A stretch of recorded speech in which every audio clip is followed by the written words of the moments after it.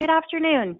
I'm Patricia Capella, Conference Manager for Clarion UX Food and Beverage Trade Shows, which produces several industry trade shows and conferences, including the International Restaurant and Food Service Show of New York, which is coming up March 8th through the 10th, 2020 at the Javits Center in New York City. We do invite you to visit www.foodandbevshows.com for more information on all of our upcoming events.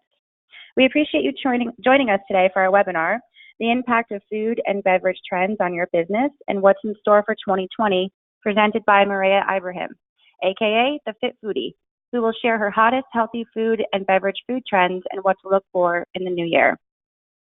A few housekeeping notes before the presentation begins. All audience members are on listen-only mode, which means you are muted. We will be monitoring audience engagement on the dashboard and encourage you to participate by using the question pane. There will be time for questions and answers at the end of the session.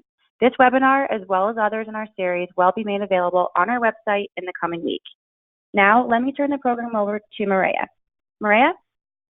Thank you so much, Patricia. Everybody, thank you so much for spending the time with us today.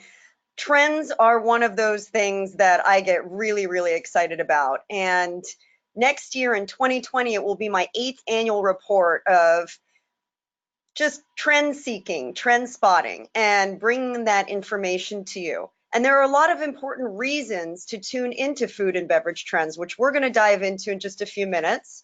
But for those of you who have never met me, and I hope to meet you soon, hopefully at the New York show if you're there, I am a chef, a holistic nutritionist, and entrepreneur, and a newly minted author. I have a new book that came out in June of this year called Eat Like You Give a Fork, The Real Dish on Eating to Thrive. And for me, food has been my passion and my career for over 25 years. I started working in a chain of natural food stores called Alfalfa's Markets. Back in those days, and I know I'm dating myself right now a little bit, but that's okay. I've been in it for a long time. Back in those days, the whole idea of organic was a big new thing. The industry was just defining what the word organic meant. And I would walk up and down the aisles of our grocery stores just astounded at the creativity and uniqueness of the products that we were carrying in our stores. And now 25 years later, we have a multitude of terms and products on the shelves, literally hundreds and thousands of them. And what is interesting to me is sometimes trends catch fire and they stay lit. And then other times they kind of just fizzle out. So my job for you is to identify the trends that I think have longevity, because the truth is, sometimes it takes a little while to get on the trend bandwagon. My trend reports are something that are published every single year over PR Newswire. In fact, 2020, the report will be coming out on Monday. And because you're all on the webinar today, you'll all have access to that and be receiving that in your emails. But even just the press release gets over 89 million impressions and hundreds of stories. So I'm just saying, if you are a brand owner or have a product idea that you think is going to catch trend or is on trend, make sure to let me know. It may just be included in the next trend report. So why are trends so important? Well, the obvious reasons are that it's a way for you to be able to capitalize on the millennial dollar. Millennials are the segment of the population that are spending the most money on food and being out and about. And by and large, they want to feel good, healthy, and food makes them happy. All you have to do is look at Instagram and see all of the different food images that are being shared. I mean, celery juice, my goodness, literally millions and millions of pictures of just celery juice. Being on trend keeps you fresh and relevant in the food service and retail scene. And the truth is, people want to be able to be the first person to find out about a trend or share that information with their friends and followers. It keeps them relevant as it keeps you relevant too, and sparks excitement. If you're the only one in town that's carrying a certain item and people are lining up for it, you better believe that's going to make news.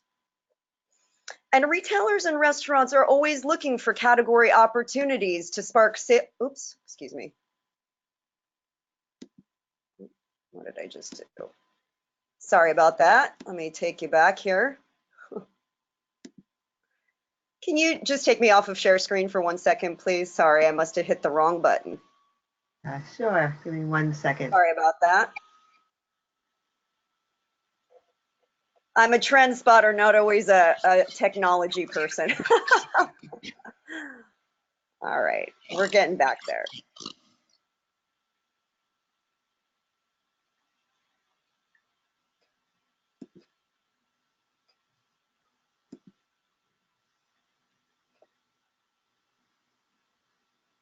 Sorry about that, everybody. We'll catch up here in just a second.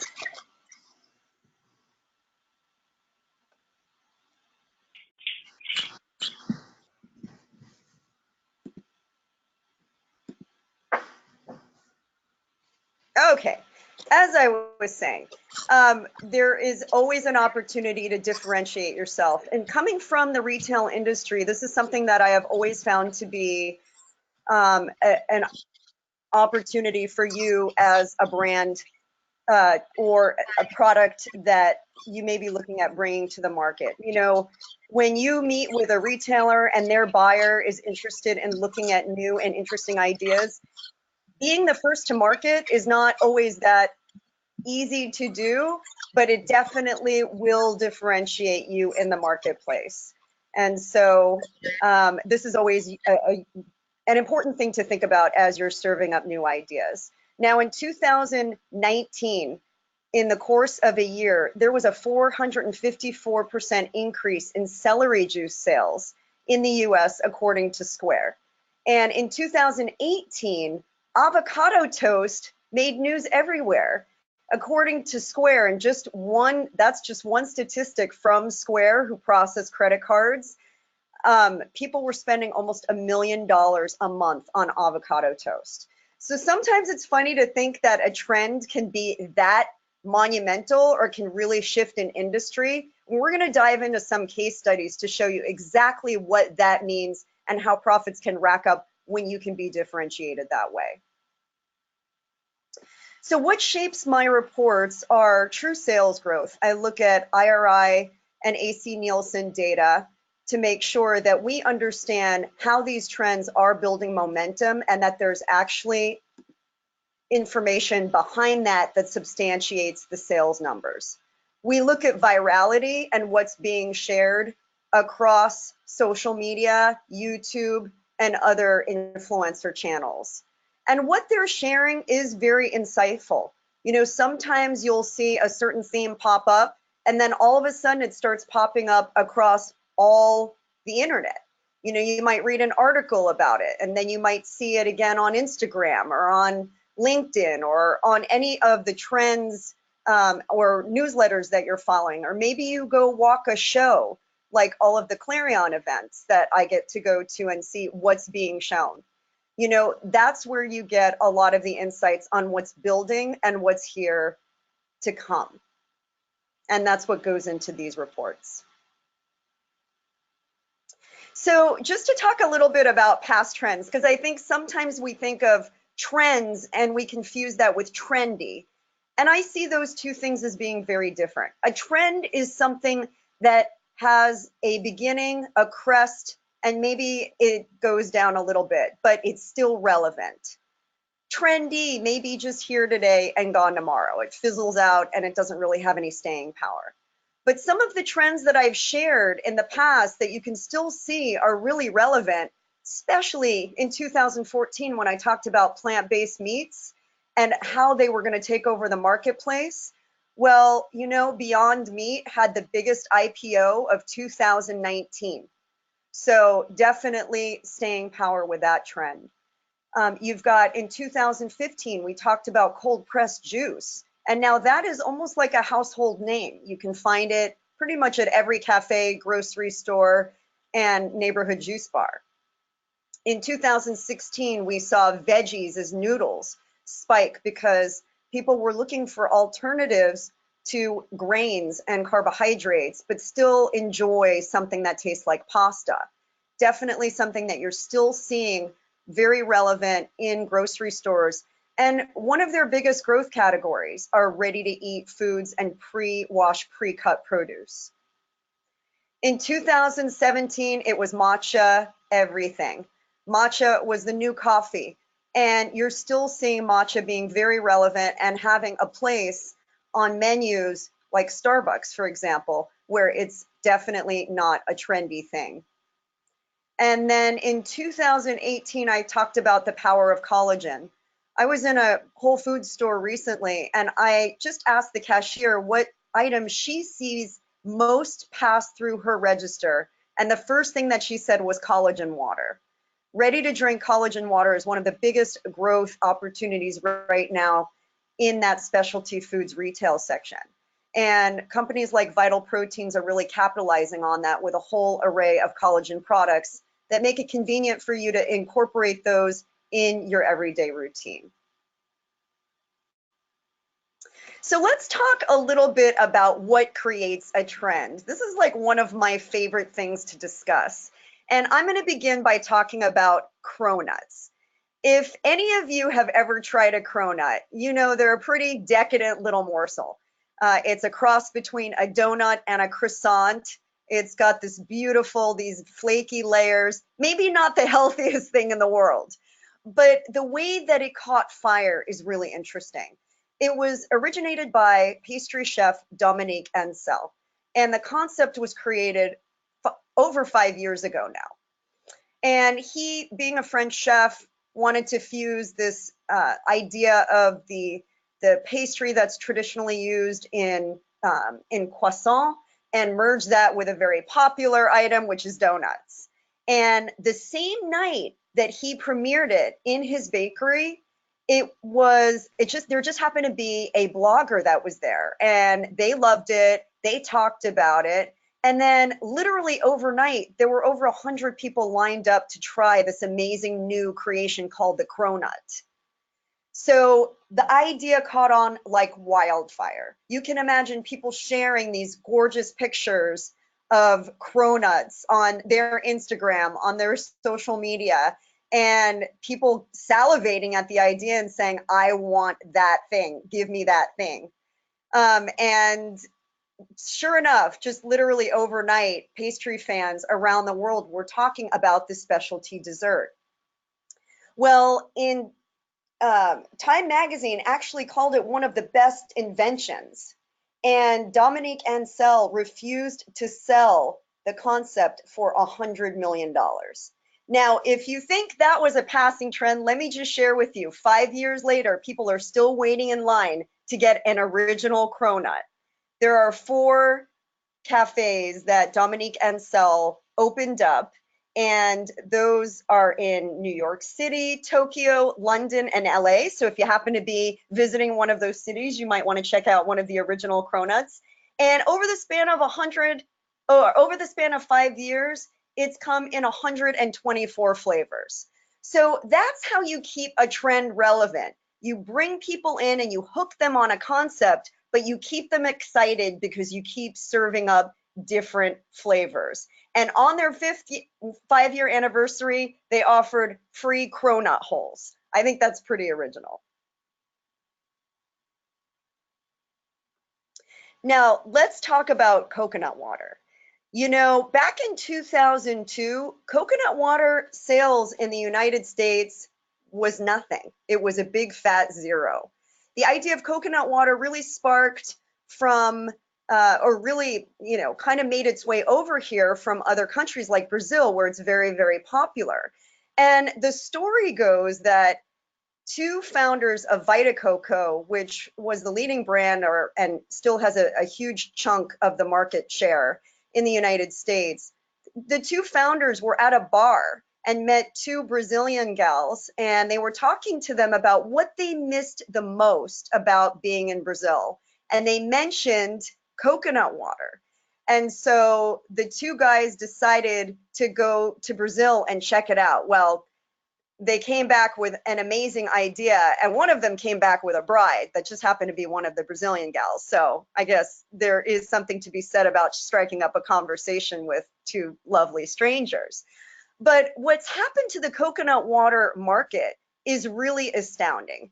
You'll see that in 2017, sales in the US were almost 2 billion, and Vita Coco accounted for a billion of that.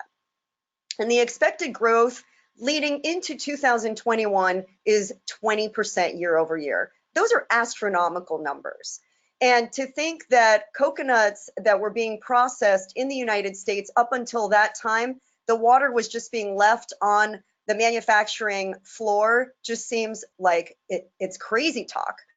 But the truth is, unless you have a palpable idea and you stick with it and you take the time to bring it to market, I mean, nothing is really an overnight success, to be honest, in the world of grocery. I've been witness of that firsthand. The coconut water craze took about 5 years to establish itself, but the point is they took the chance and brought it to the US market in a way that was convenient for others to enjoy, and now it is a household name.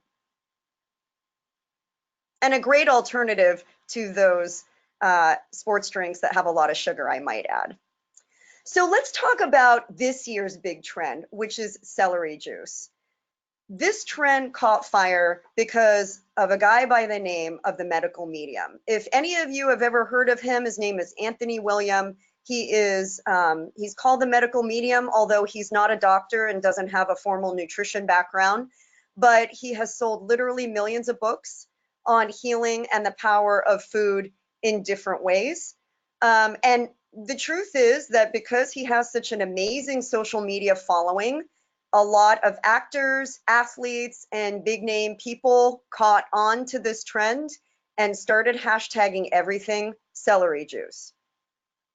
And even when you go on YouTube and look at celery juice, what you'll find is people who don't have a name, people who may not be household names, but have 4 million plus views on their YouTube videos just because the subject matter is so popular. So again, you don't have to be a social media influencer or someone famous for something to catch fire if you're just catching on to a trend too. So for the social media people out there, something to take note of. Now, what's kind of interesting is that celery juice has been discredited by a lot of doctors and people in the professional nutrition world. And as a holistic nutritionist, I will share with you that celery is primarily water. So it's about 95% water, which is not a bad thing. It's actually a really good thing to be hydrated. But you'll probably get a lot more benefit chewing the celery than you will getting a big glass of it. You get the addition of the fiber and all of the other nutrients that are in that celery, and just the sheer fact that you're chewing it spurs your metabolism. But that didn't really matter. The fact is, celery juice is here to stay now because of this trend. And if you take a look at what it did to the agriculture market, it's pretty interesting. You can see where it started in early 2018 and how it's crested now. So even searches for medical medium and celery juice from 2015 to 2019 have exponentially risen. It's driven the price of celery in some cases to as high as $7 a bunch, and ready-to-drink celery juice as high as $13 a bottle. In many retail stores, and I know this from firsthand witness because I've gone to buy celery because I recommend eating it in my book, it's been sold out in many locations.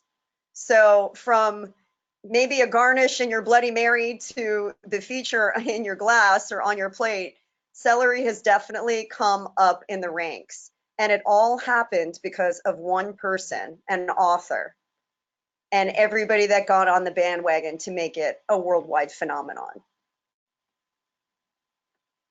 So what else is happening this year, and what do we see coming up in the next year? I think this is really important because it's never too late to jump on a true trend, something that has that longevity. So if you're thinking to yourself, well, has this already come and gone? Just like we showed from 5 years ago. Some of these trends are just catching fire now.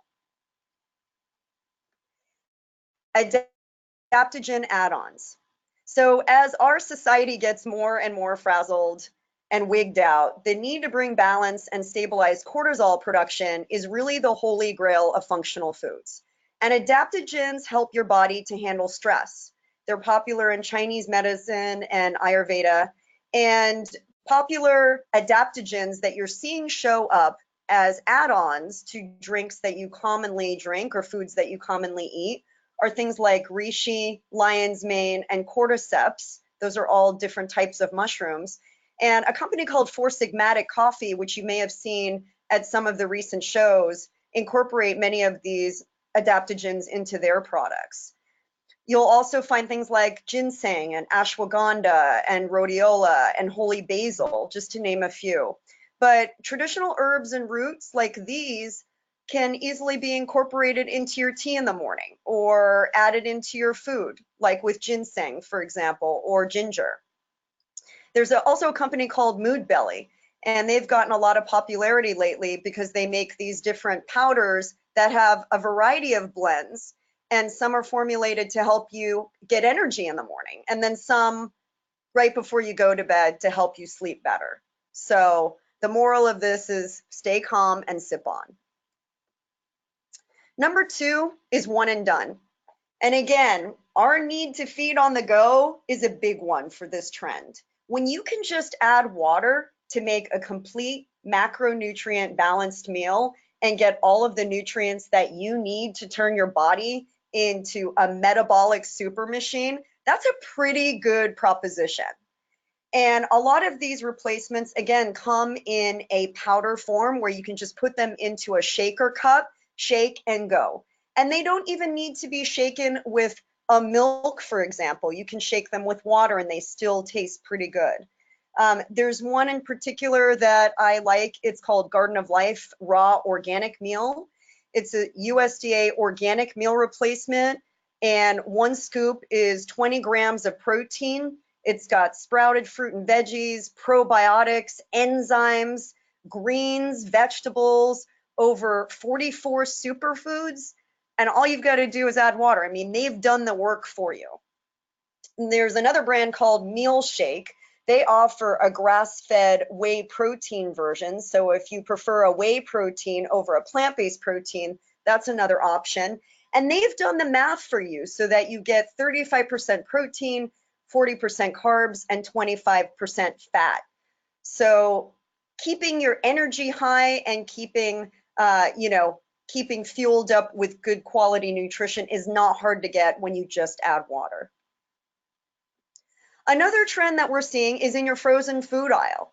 You know, it used to be where the frozen aisle was sort of relegated to, I'll call it like grade B food. And I say that lovingly. I will always shop from the frozen food aisle because there are certain things that I'll never be able to give up.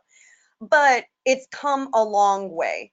And now you can find a whole new wave of real good for you and sustainable foods that take you from breakfast to dinner, snacks, and even dessert that are healthy and better for you. There's a lot of attention being paid to sustainability and foods that are cage-free and organic, grass-fed and finished. There's a company called Tribali Foods. They're a WeBank certified company, women-owned business, and they make patties and sliders that are made from organic grass-fed and finished beef, organic free-range chicken, and natural pork, and all of the flavors are very unique too. Saffron Road is known for their Indian-inspired foods, very, very high-quality meats. And what I'm liking too by this new wave of food is that they're paying attention to sodium. In the past, it used to be that frozen foods were just chock full of sodium to the point where literally they kind of undid any sort of health benefit that they brought to the table. But now you can find a whole variety of better for you quality foods that are nutritious, that keep those nutrients and those additives on check too. So it's the extreme freezer makeover. Another trend I'm seeing, and something that you may have already participated in, is I call it extra water. Water is getting very extra. It used to be just about providing hydration, but as people are trying to find variety and looking for different things to spark their thirst, they still want to drink water because it's better for you, and a lot of these waters don't have sugar added, but they're stepping up their game, and they're adding protein, and they're adding things like fulvic acid, which provide great trace minerals. They're adding essential amino acids, all kinds of other add-ons into the water to make it fun to drink. So you can go from saying, well, water is boring, to having a lot of variety with your water. There is a new water on the market called O2. It's an oxygenated natural recovery drink, and they claim that they have 7 times more oxygen than regular tap water. So this can be used as an electrolyte replacement, something that comes in different flavors that is sparkling too. The black water, which is very popular again with Instagrammers and social media folks because it's just so unique looking, is black because it has fulvic acid and humic minerals. They say that 77 naturally occurring trace minerals and trace elements are in this drink, along with natural prebiotics and probiotics that won't stain your teeth. So you can go from regular H2O to something a little bit more extra to hydrate. Now, this trend, I think, has been a long time coming. For years and years and years, baby food was one of those things relegated to the center of the store in little jars that nobody would want to eat, not even your baby. Tasteless, no flavor, just kind of not so appetizing. But babies are people too. And the truth is, developing your baby's palate and your toddler's palate at a young age is extremely important for imprinting them for the rest of their life. I talk a lot about that in my new book. And so I love this trend because it gives kids a chance to really participate in those high quality farm to table foods like they should be. And several of these items you won't find in the center store at all. You'll actually find them in the refrigerated section because they're fresh. A company that's gotten a lot of acclaim lately is Once Upon a Farm. You'll find a lot of variety of their foods in the refrigerated section, and everything from purees and smoothies to main meals. Another company is called Pure Spoon, and they've got some really interesting what they call baby blends, and those combinations boost brain and muscle function, and they help to develop what they call adventurous palates. So flavors like blueberry, chickpea, spinach, pear, rosemary, these are foods that we would eat as adults. So why not give them to your babies too? I think this is just absolutely brilliant. And the innovation of the pouch makes it easy for the kids to be able to munch on. There are also companies out there that are bringing products to the table that are a little bit more, I guess, ecologically sustainable, that are not in disposable pouches, where you can actually add them into a refillable pouch. So it still gives you the ability to take these meals on the go. And that way, when they have a kale salad put in front of them or broccoli, when they sprout teeth, they won't start crying. This trend, Fit Booze, is also a very fun one because the truth is we may want to eat healthy, but everybody wants to enjoy a glass or two every once in a while. So there's a whole crop of new sustainable liquor, and they're paying attention to how the grains are being raised, how the sugar and carbs are showing up. They're taking out the creepy chemicals and colors and additives. And they're paying attention to everything that's going into that experience. A relatively new company called Fitvine has, their motto is "We crush grapes so you can crush life."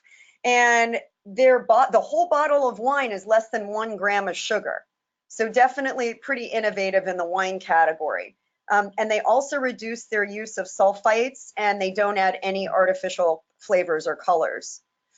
Batiste Rum is a company that I got wind of that uses 100% fresh sugarcane, no additives, and their eco-friendly facility is carbon neutral. So they're really paying attention to that piece, the environmental piece in their production. There's also a company called Square One that makes a 100% USDA organic rye vodka. And they add botanicals like bergamot and cucumber and basil, but without adding any sugar or additives. And even mainstream beers is picking up on this trend. Michelob Extra, for example, only has about 2.5 grams of carbohydrates in one of their beers. So the point is, you don't have to drink the whole 6-pack, but to blow off some steam, you don't have to blow your diet either. One of the trending veggies that we're seeing out there right now is jicama. Jicama is sometimes nicknamed the Mexican potato, but the truth is it's a very potent powerhouse for vitamin C, and that means it's high in antioxidants, even more vitamin C per serving than oranges. It's very, very versatile in its usage. You can cook with it, you can eat it raw. So unlike a potato, it's actually very appetizing when it's raw. It's high in fiber, and you can incorporate it into a salad, for example, by cutting it up and substituting croutons. You can enjoy it like a French fry. You can grate it up and put it into a slaw or a salad. And 1 cup is only about 50 calories. So vegetables. So if you ever feel like I just need a snack and I need to get something to kind of fill my stomach and something fun to chew on, that's a good one. Other veggies that are gaining a lot of popularity too, which I'll talk about in my 2020 trend report. Raw beef, for example, is another. And different varieties of yams like purple yams. And a superfood you may or may not know about because it's really starting to catch the male part of the tiger. They're actually not nuts at all. They're a tuber. They're in the same family as potatoes and carrots. But the reason that we're calling it the next It's superfood is that they're high in prebiotic fiber. And prebiotics are very important because they create an environment in your gut, in your intestines, where probiotics actually can do their thing. So it's kind of like fertilizing your garden the right way so that your plants will grow. And prebiotics and probiotics help to manage your blood sugar. They aid with digestion. And these tiger nuts are very low in calories and they're very satiating. You can eat them whole, or you can, they actually come in a flour, they come in a milk, and it's a great strategy to get some good quality fat into your diet without sabotaging it. Now, let's take a peek under the tent of what's coming up in 2020. Peas are everything. Now, the onslaught of all of the alternative proteins out there has really created a huge demand for pea protein. But the whole pea is also going to gain a lot of interest and excitement also just by sheer nature of the fact that there is so much interest in the protein powder versions. And peas are a wonderful high protein vegetable. They contain iron, they're allergen free, they're vegan, which is a huge trend that's here to stay for here to a long time from now. And they're easy to incorporate in a variety of meals. They digest very easily, and it's the main protein source in Beyond Meat. And as I mentioned to you, they had the biggest IPO of 2019. Their popularity is just skyrocketing.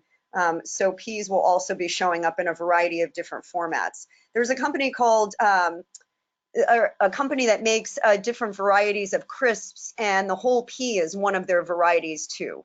So look for that in your ready to grab convenience food aisles as well.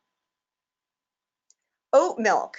Now, oats are, again, one of those things that, you know, they've been around forever and ever and ever. Oatmeal was what your grandma probably made for you in the morning, but oats are now taking on a whole new position in the, let's call it the dairy aisle, although it's non-dairy. It's a vegan option and it's allergen free. And the growing number of allergies in the United States are really catapulting oat products into the limelight. It helps to lower cholesterol and addresses anemia issues, and it thickens up nicely. So just like if you add, you add you leave your oatmeal out and you forget to eat it, it's going to turn into a paste. That's actually a benefit when we're talking about making things like creamy ice cream and yogurt and things like that. So next year, you're going to be seeing oat milk not only at your favorite cafe, but it will also be showing up in a variety of different other foods like yogurt, ice cream, etc. And the next It's superfood that we're seeing starting to crest is black cumin. It comes in a variety of different forms like seed, whole seed, oil, and in a tincture where you can take it as a supplement. But this dates back to the time of the pharaohs. It was something that they found in King Tut's tomb. It contains a very, very potent antioxidant called thymoquinone, and there are literally hundreds of scientific reports on the power of thymoquinone and what it does to reverse, to shrink cancer cells, to address inflammation, heart disease, and literally hundreds of different conditions, allergies, asthma, the list goes on and on. The flavor of black cumin is pretty assertive. I would describe it as being somewhat similar to licorice.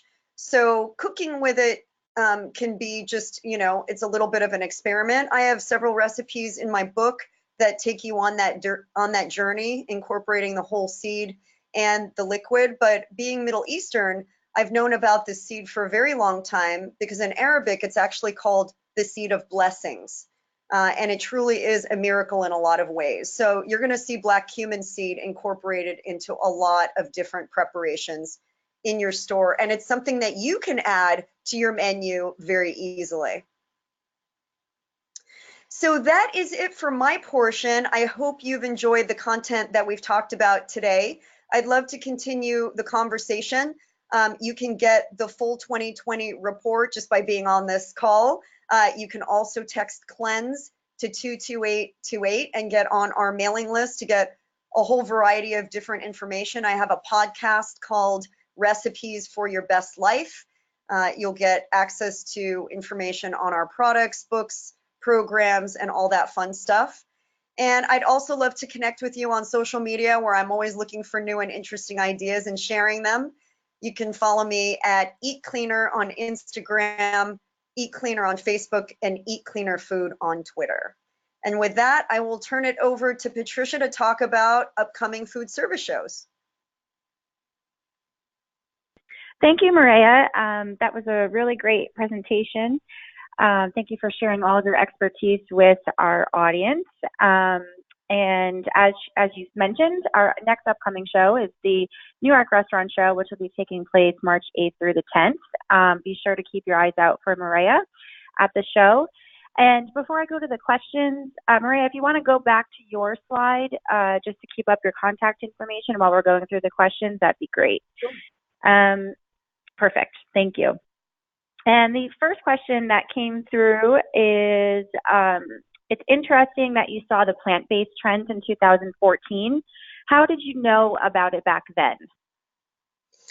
So that's a great question. What I tend to do is I go to a lot of trade shows. I go to the natural products industry shows. I go to all of the Clarion event shows, and literally by walking the aisles and seeing a theme come up over and over again, I saw that this was going to be a behemoth trend. Also, Beyond Meat was just getting started at that time, and I had spoken to their founders, and I knew the kind of investors that they had behind them, including Bill Gates. So I knew just based by kind of the power behind them, that was going to be one that was going to spark fire. Great, thank you. The next question we have is there anything you are watching right now that you think will be a trend in 4 to 5 years from now? That's a great question too, because I think some of these trends take a little while to crest, and become mainstream. I think that the adaptogens are something that are going to get much more mainstream in the next several years. And I do, even though we are catching on to this trend now and it's starting to build, I think it's going to be very common for you to see mushrooms and ginger and ginseng incorporated into drinks and ready to eat foods because we are a stressed out world. The ready to eat excuse me, the one and done trend, I think that's also going to be something that you're going to see, but in a more convenient package, just like with the collagen. It's one thing to have a trend, but it's another thing to make it convenient and easy for somebody to incorporate into their lifestyle. So, while you may be able to go and get a smoothie that's ready to drink, I think what you're going to see are these meal replacements ready to drink catching on in popularity as well. People want to eat right. They want to eat, plant-based is a huge growing sector. They kind of want us to do the work for them and not have to think about it. And if they can get that already pre-measured for them and done in a cup, it's got a lot of value. One other trend that I think you're also going to see really crest, and if you can come up with some ideas, and I have some insights, whoever asked that question, if you want to connect with me, for really good alternatives for white meat. I think there are a lot of people addressing the red meat, the ground beef and things like that, but people are also looking for really good options to satisfy like how they would experience seafood, for example, or how they would experience chicken. And I think there is on that plant-based stratosphere, there's going to be a big trend in that direction. And along those lines, dairy. There are some really good dairy-free cheeses that are popping up right now, but if you can make a cheese that is easy to eat without having to melt it, that really feels like cheese and tastes like cheese, that's going to be a big one. Thanks, Mareya. The next question is, do you think the cannabis trend is going to have a big impact on the food and beverage industry? Very perceptive question. And I gave you a peek under the tent of what's coming up in 2020. And the truth is CBD is on there too. CBD is still the wild, wild west. Cannabis, the whole category. And there is a difference between the cannabis and CBD, the actual oil, which does not have THC in it. I did a podcast on this, and so I would welcome you guys to listen to that Recipes for Your Best Life episode, where I really dive into what the difference is. It's still the wild, wild west. And the truth is there are a lot of different laws and regulations that carry it from the state level.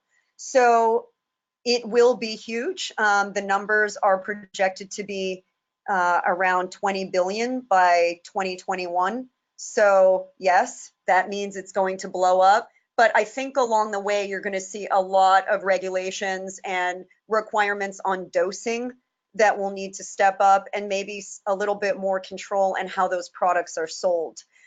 When CBD or cannabis or any variation are incorporated into foods and there is no indication of what's in there, it can be very dangerous. So as the whole industry heats up, it's going to require a little bit of that to just keep it clean and keep it safe. Thank you. Yeah, I agree with what you just said. I'm reading up on this. So, and with regards to the next question, I have to point out, I actually had some pea risotto recently. To your point on the peas, yes. But as a restaurant, how would you best capitalize on some of these trends to bring more customers in the door? Yeah, I think this is where, as chefs, or if you're a restaurant, you're working with a consulting chef, this is where you can really have a lot of fun. Who would have thought that Dominique Ansell's cronut would explode like that, right? It's because he came up with this idea that was so unique that you couldn't find anywhere else. if you tap in, say for example, you decide that these adaptogens are really a cool idea, and you create a custom drink that is just for your, it's for your establishment, or you come up with a dish that incorporates a really unique plant-based burger or taco or something of that nature. Jackfruit is a trend that I covered a few years ago, and jackfruit is now also starting to get very popular, by the way. So maybe you decide, I'm going to play with jackfruit, and I'm going to come up with a jackfruit chili, which I have a recipe for you, and feature that on your menu, and then begin to appeal to a whole new segment of the population, those millennials, and other demographics too that are aware of their health, that want to eat better, and you feature that and you help educate people on what jackfruit is. All of a sudden you're changing how you appear and position yourself in the marketplace. And everybody's looking for something differentiated. Maybe you decide to have a meatless Monday menu where you just switch it up for Monday, or you have a few features on your menu that you offer exclusively on those days where people can try them. That is a way to create excitement and interest, where it's not just looking at your menu and thinking they know what's going to be on there. There's a little surprise that they can anticipate too.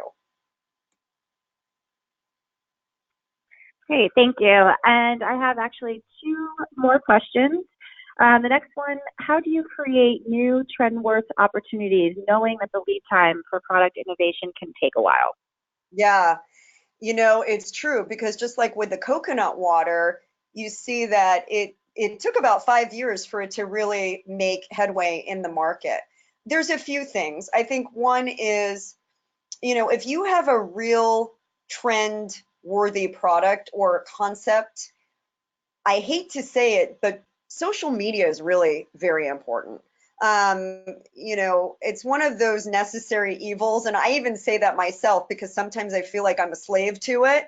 But hooking up with some good influencers on your team, maybe you have guests that come into your restaurant that are bloggers, or you have a relationship with a local media person, or maybe even on a national level. Being able to share what you're doing on a regular basis is really important, and taking great photos. A photo speaks 100 million words in some cases.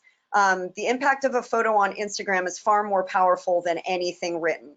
So invest in a good camera, or have a millennial on your team take some good pictures. Always have a good millennial nearby for social media, by the way. And start hashtagging. Another thing to look at is what is trending, and maybe build on that. So we know that celery juice has millions of hashtags out there. Maybe you want to come up with your own variety of a celery juice product. Maybe it's a celery juice soup. I don't know. Maybe it's a sippable, something that people can take on the go with them instead of a smoothie. But it's a little bit more savory. It's got the celery juice as part of it. Coming up with an idea that maybe piggybacks on an existing trend is something to take a look at. And if you're looking at a packaged product for retail, having a relationship with your buyer is really invaluable, where you can go and talk to them and ask them for their input. Before you get too far down the road in product development, showing them some ideas and some renderings, and maybe having them taste your idea or product is a great way to start. If you can get them on board and maybe even pilot it in one store, that's what Beyond Meat did. They actually piloted their retail distribution, and that is really what got them on the map. Great, thank you, Mareya.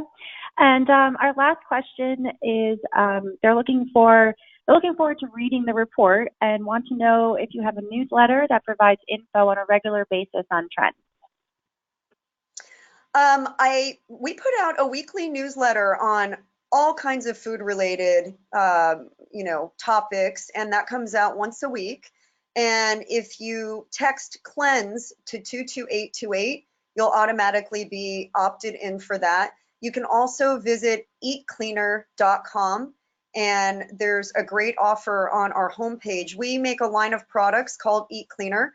I developed them with my scientist dad, and they're lab proven and patented. And they help to remove over 99% of the residue that can cause foodborne illness, waxes, pesticides, and help your produce last longer.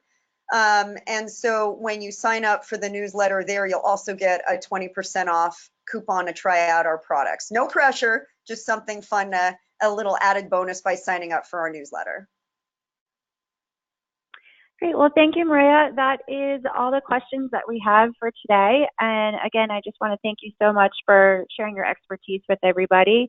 This is definitely exciting stuff. I'm looking forward to the 2020 trend report. Just want to remind everyone that you will be getting a copy of this through sent via email, and also a copy of today's recording for the webinar, so you can listen in again at any point.